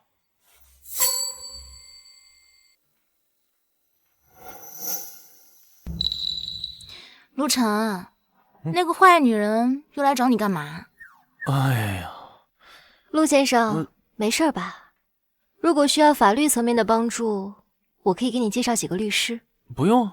看来确实需要加强安保了，别到时候什么阿猫阿狗都能放进来。啊？不是，你们干嘛呀？就一点小事儿都解决了呀？怎么能是小事儿？他肯定没安好心。陆晨，你不能再心软了，她这种女人最会装了。林雪妹妹，陆先生慧眼如炬，真假人心自然分得清。你年纪小，容易感情用事，分不清依赖和别的感情，是吧，陆先生？是。简学姐，你说谁呢？我分得可清楚了。我就是喜欢陆晨，怎么样？小雪，你又胡说什么？喜欢？林雪妹妹，感情不是过家家，陆先生需要的是一个并肩同行、彼此理解的伙伴，而不是一个时刻需要被照顾还会添乱的小朋友。我才不是小朋友，我可以帮陆晨的，而且我现在鉴宝也有进步了。陆晨，你说是不是？我现在鉴宝也有进步了，陆晨，你说是不是？不，我想起店里好像有点事儿，我得先走了。站住！下周末的私人鉴宝会，陆晨是我的搭档，我们已经约好了。小姨，月如姐，小姨，你耍赖，你都没告诉我。月如姐，我记得雪月阁也收到了邀请函，我作为首席拍卖师，陪同陆先生出席似乎更合适。我负责安保，保护鉴定师和藏品的安全是我的职责。再一个，我早就约好了呀。我不管，反正我就是喜欢陆晨。你们是不是也喜欢他？你说，你喜欢谁？我这别！哎呦，姑奶奶，你们这是干嘛呀？这姑奶奶。好，那我们公平竞争，看谁最后能赢得陆晨的心，但是不能用不正当的手段，要堂堂正正的。好啊，我对自己有信心。随便你，不过一切要以雪月阁的工作和陆晨的意愿为先。别给他添麻烦。那就说定了。陆晨，陆晨，期待与你在工作和其他方面都有更深入的交流。自求多福。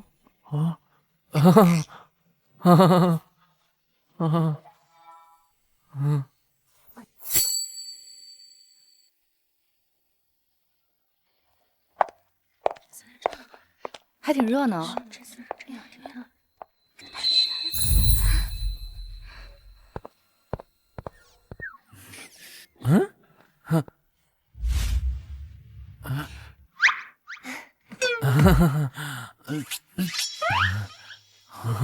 这给你。哟，我当是谁这么大阵仗呢？原来是打假英雄陆大师和雪月阁的3位倾国英雄。柳如烟，你还敢出现？我为什么不敢？我又没犯法，犯法的是我那不成器的弟弟，倒是你们凭借着某些人的好运气和特殊手段，才勉强没倒。怎么，现在靠组团卖笑来撑场子了？陆晨，你这左拥右抱的，这忙得过来吗？嘴巴给我放干净点，再让我听到你嘴里不三不四，下次可不是一个巴掌这么简单。林月如，你敢打我？藤井先生，你看他。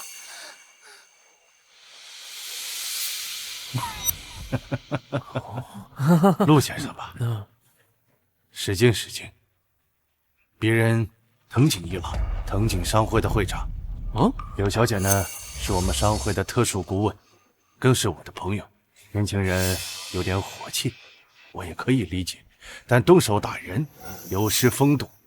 藤井先生，风度呢是对人的，对于这种上来就狂吠的东西，我的同伴只是让他清醒一下。如果藤井先生觉得不妥，可以让保安去调监控啊，看是谁先口出狂言的。藤井会长，没想到你对我们江城的古董圈也感兴趣。柳小姐能成为您的顾问，真是找到了好归宿。希望柳小姐这次经手的东西都能干干净净，别再闹出什么误会。哎，简小姐，您说笑了。藤井商会做生意一向注重的是信誉、严厉。倒是陆先生，我听说您鉴宝的眼力非凡，连真古斋的王掌柜都甘拜下风。那今晚可得长长见识啊！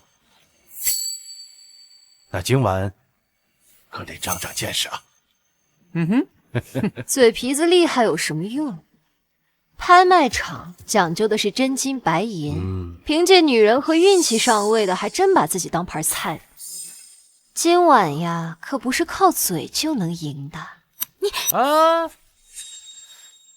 说的对，那咱就一会儿拍卖会上看看实力呗。希望藤井商会资金准备充足，别像某些人一样只会虚张声势。有点意思。那咱们拭目以待。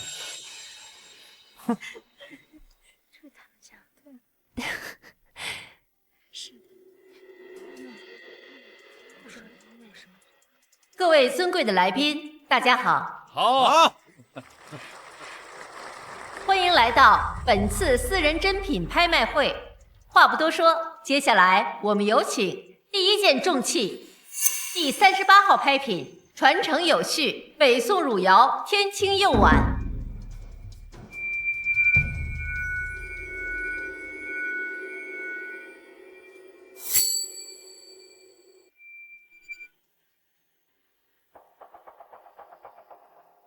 此碗源自海外某古老家族珍藏，流传有序，釉色天青，清澈如洗，器型端庄，乃汝窑器中上品，起拍价300万人民币，350万，350万，380万，380万，500万，500万，550万550万，800万，800万。陈哥，这个碗好漂亮，感觉像拥有了整个天空。不过，是不是有点太贵了？是挺漂亮。 800万第一次，哎，800万第二次，800万第三。哎，等会儿，主持人，你这碗有问题啊！主持人，你这碗有问题啊！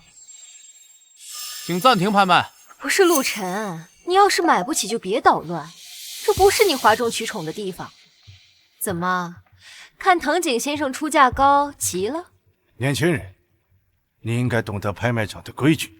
你质疑拍品可以，但要有证据，否则你会负法律责任的。我要是可以证明这是一个以假乱真的赝品呢？说什么呢？这位先生，您说的可有依据？ 我们有3位权威专家联合开具的鉴定证书。哎呀，爱谁谁！不，我的意思是，你们证书或许没问题，但是你们这个东西本身有问题啊！要不然请王掌柜来长长眼吧。哎，王掌柜，王掌柜，哎，在那儿呢，长长眼呀。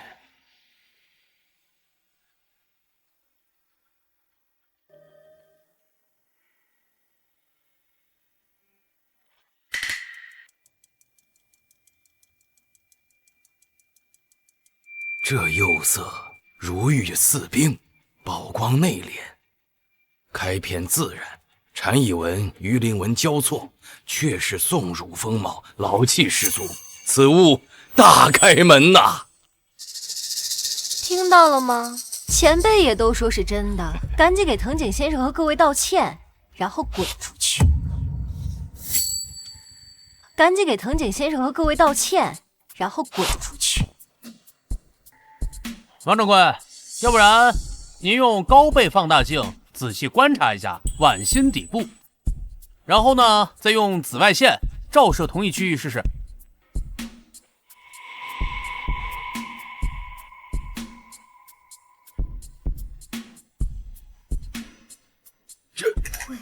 这是民国时期的仿制标记，难道这是鬼手周的作品？这怎么看出来的？传说。 他能用真品碎片拼凑，甚至用真胎挂假釉，老气新工，仿制之物连仪器都能骗过。惭愧，今天若不是这位小友的点破，老夫恐怕要在这里打眼了。此碗堪称真眼合体，仿制技艺亦真画境啊！哎呦，这真的是假的？这不可能啊！ 精彩！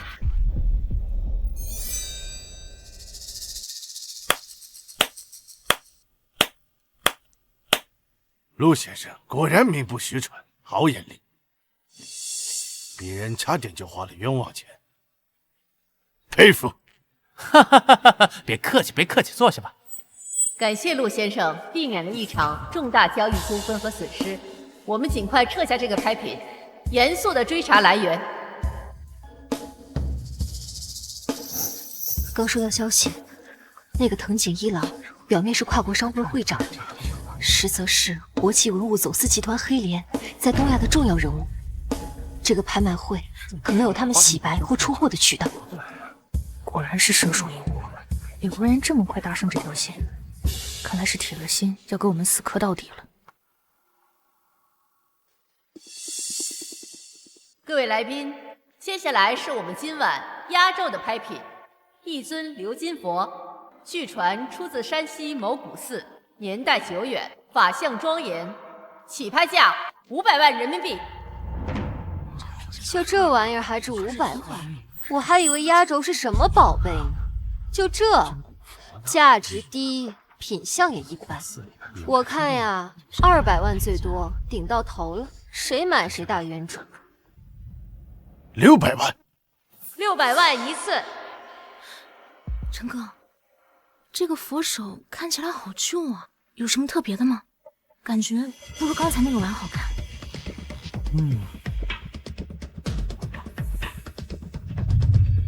600万2次。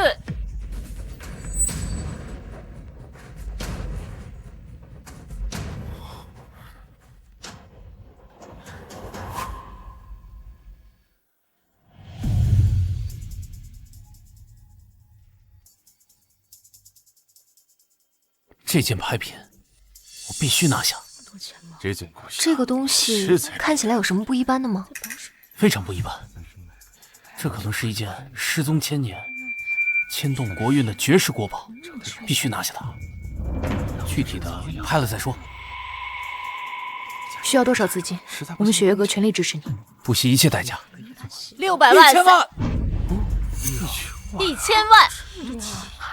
不是陆晨，你是刚才出风头出上瘾了，还是有钱烧得慌呀？这真不是自己花钱哈，傍上雪月阁这么大款了，财大气粗。2000万，5000万，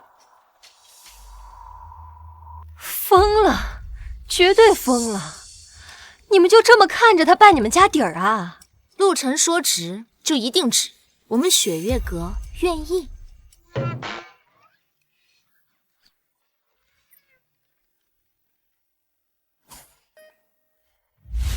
我们雪月阁代表陆先生出价5000万，资金充足，请放心。年轻人，我善意提醒你，适可而止。有些东西不是你能碰的，更是你碰不起的。8000万，1亿，1亿人民币，1个亿。这位先生出1亿人民币，还有加价的吗？真是有钱收入。陆先生，有魄力，我退出了。希望这件宝贝能够真的物有所值。1亿1次，1亿2次，1亿3次，成交！恭喜陆先生。陆晨，你到底在搞什么鬼？花1个亿就买这破佛手？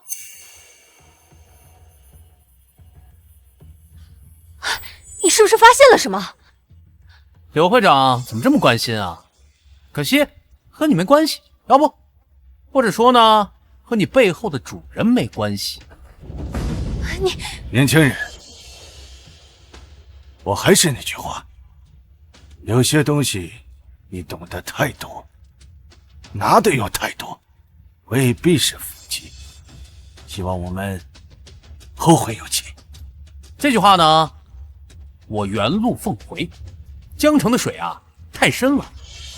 等回头呢，您的生意要是做大了，别忘了低头看看脚下的路，好吧？那2个鞋带开了呀。哎呀，你有病啊！财大气粗，我给他出的出零钱。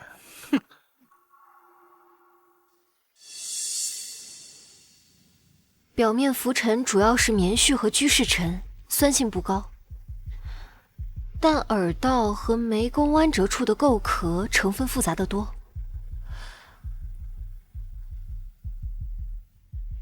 你看这结痂的厚度和颜色，里面应该混杂了大量香灰、油脂，甚至是历年不当清洁留下的微量化学残留。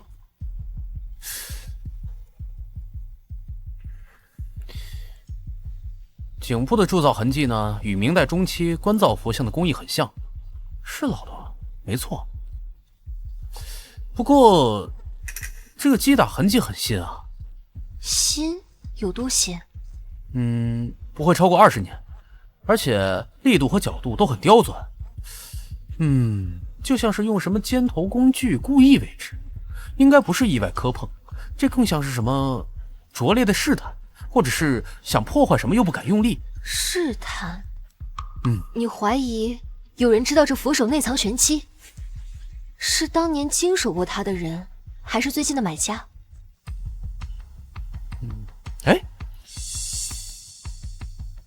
找到了，在这儿，在正面。正面，这么明显的位置，佛家呢讲究明心见性，最关键的线索就藏在最显眼，却最容易被惯性思维忘了的地方，就是这个眉心的白毫像。你看，这个拼接处果然有缝隙。果然是。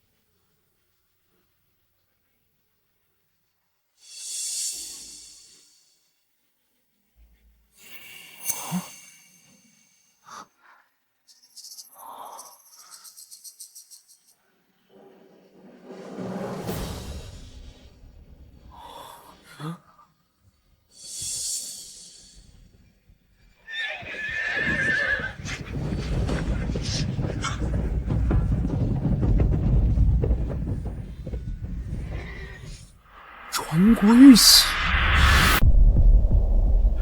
这不会是真的吧？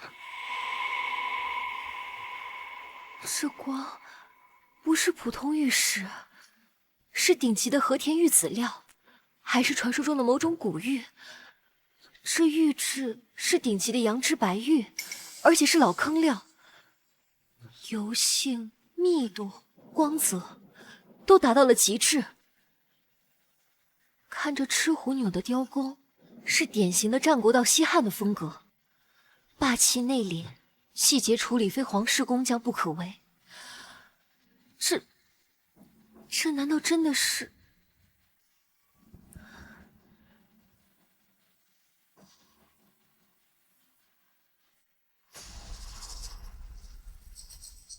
受命于天，既寿永昌。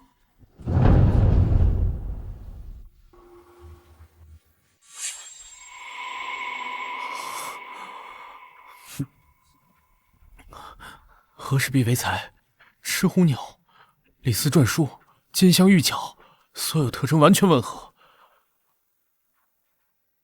这真是传国玉玺！天啊，陆晨，这不仅是国宝，这是承载了2000年华夏正统象征的神器。陆晨，你找到了传说。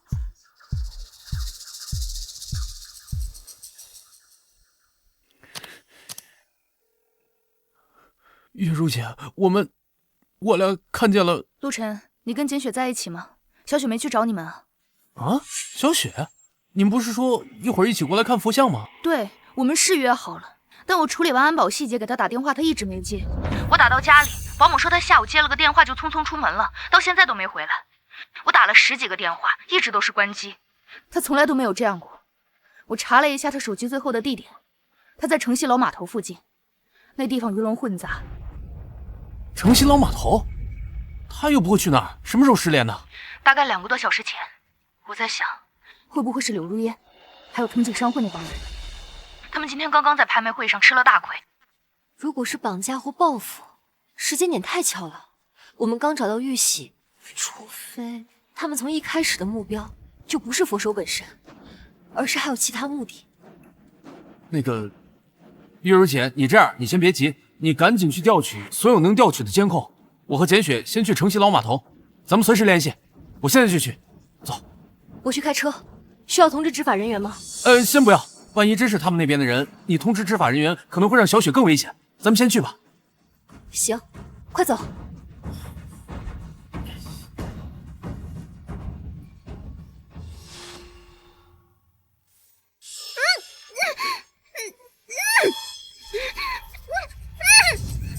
唐景先生，您看这小丫头片子都沦落到这种地步了，还这么不老实。不过有她在正好，不怕陆晨不把东西交出来。雪月阁这几个女人里，最宝贝她了。藤井先生，咱们的人可都安排好了。是不是等陆晨把玉玺拿出来，咱们就……山本组的人马上就到了，他们负责善后，东西拿到手，我们必须马上转移。江城的水太深了。那咱们安排完这些，藤井先生，您真的会带我回倭国吗？您之前说过的，只要我在您身边，做什么都行。现在还不是说这个的时候，东西到手，会有你的荣华富贵。安静点。小雪，小雪，小雪，来的还挺快呀，看来这小丫头在你心里分量还是挺重的。陆先生，你胆量还真大，看来拍卖会上的提醒你没听懂啊。玉玺，否则，这位美丽的小姐美丽的脖子上会留下一道并不美丽的刀疤。先把它放开，玉玺没在我身上。不在你身上，那你去拿呀。给你半个小时，不，20分钟。东西不拿来，你就等着给他收尸吧。找死！找死！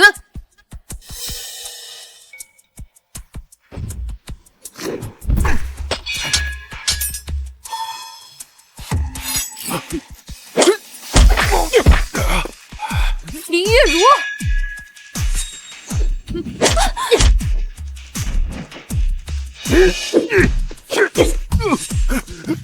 你们先去救小雪，我来收拾这个小八嘎。哼，连我外甥女你都敢欺负，也不打听打听我是干什么的。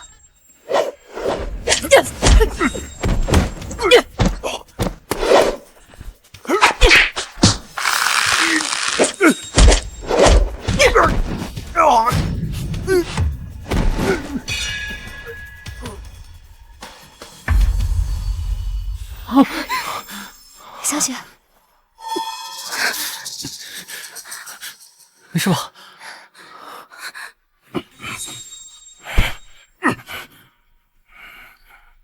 小雨，他们用我爸妈的安全威胁我。好了好了，没事了，不怕不怕，我们都来了。你知道我是谁吗？我是藤井一郎，藤井商会的会长。得罪了山本组，得罪了藤井商会，今后你们还有你们的家人在倭国这全世界就没有好下场，就等着疯狂的报复吧！报复？知道姑奶奶当年在特种部队收拾了多少倭国的客人？你算老几？还敢威胁我的家人？你要是再敢多说一个字儿，我让你这辈子只能用吸管吃饭！呸！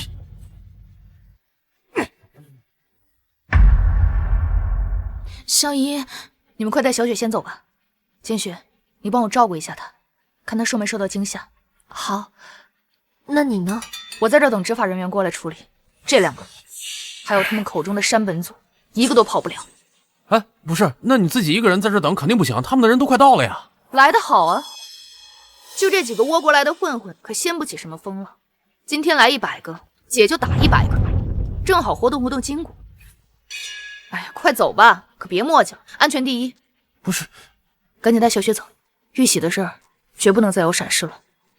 快走。那放心吧，有我呢。那你小心。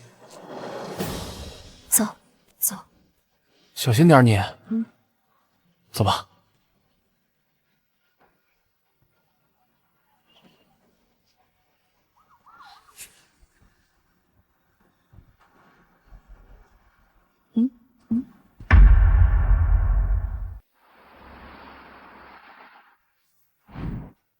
陈哥，你今天真是太厉害了！你今天在台上的时候，我都快紧张的不能呼吸了。直到你把玉玺交上去的那一刻，我感觉自己好像在做梦。你现在成了英雄，真正的英雄。不是想做梦，而是我们共同见证并参与了一段历史。陆晨，从今天起，你不再只是清远阁的陆晨，也不只是雪月阁的顾问，你的名字已经跟国宝回归永远联系在一起了。名声越大，盯着你的眼睛就越多。今天台下可不全是祝福的目光。藤井商会虽然垮了，但黑莲集团绝不可能只有藤井这么一个头目。还有，你身上最大的那个秘密。月如姐姐说的对，玉玺虽然回家了，但我的路可能才刚刚开始。那天结束以后，我和馆长聊的就是关于他。馆长怎么说？这个碎片是不是比玉玺还厉害？馆长说，他们动用了最先进的仪器和一些未公开的仪器，都没能找到这个碎片的来源和材质，无法解析。这意味着这碎片的源头可能远超出我们的想象。馆长说，他们在一些绝密的古老档案中，上面有一些零星的记载，他们都指向一个被称为元气的古老文明遗物。传说中元气被散落成了无数碎片，每一个都有自己的能力，而我这个可能是其中之一。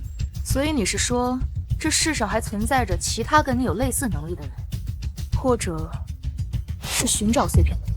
没错，所以藤井背后的黑莲集团，他们的目标可能从来不是走私文物，或许就是寻找这些碎片。玉玺可能就是个诱饵，或者是开启保护秘密的钥匙。那你岂不是更危险了？唉，是福不是祸，是祸躲不过。馆长说，他们要代表那个绝密小组正式邀请我加入，不是作为研究对象，而是作为溯源者。他们想借助我的能力去寻找和保护那些其他的碎片，以防他们落入恶人之手。你答应了？我没有立刻答应，我说我需要时间，也需要值得托付的伙伴。这条路注定不会平坦，路上可能会遇到一些我们无法想象的敌人，也会解开一些关于我们陆家的线索，还有一些这个世界的未知真相。所以少废话，清远阁的茶我还没喝腻呢，你想跑哪儿去？雪月阁的未来会全都压在你这位首席顾问身上，你想甩手不干可没那么容易。反正你去哪儿我就去哪儿，这次你别想甩掉我。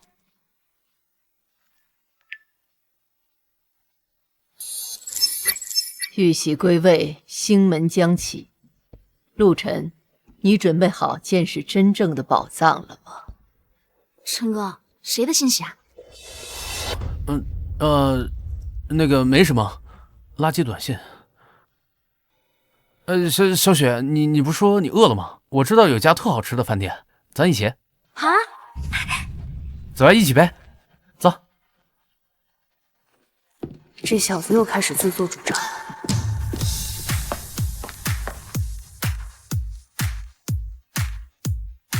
新的棋局已经开始了。